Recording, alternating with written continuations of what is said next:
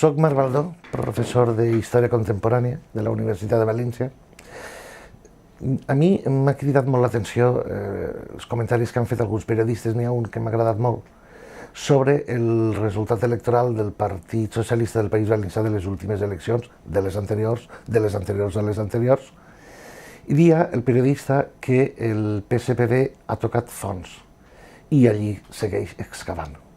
Jo penso que hi ha que acabar amb l'excavació, hi ha que seguir, hi ha que trencar la trajectòria, hi ha que alterar el rumb, hi ha que arribar al canvi.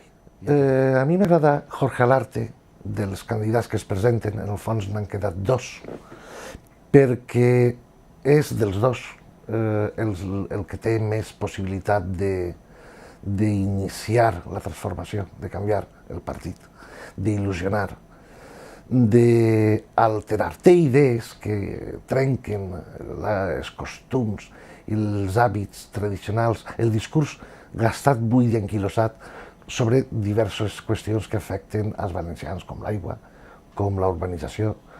Té una gran experiència municipal que se li nota molt al candidat.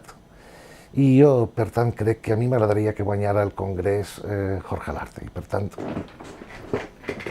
crec que d'una volta per totes hi ha que apostar pel canvi i d'una volta per totes hi ha que apostar per Jorge Alarte.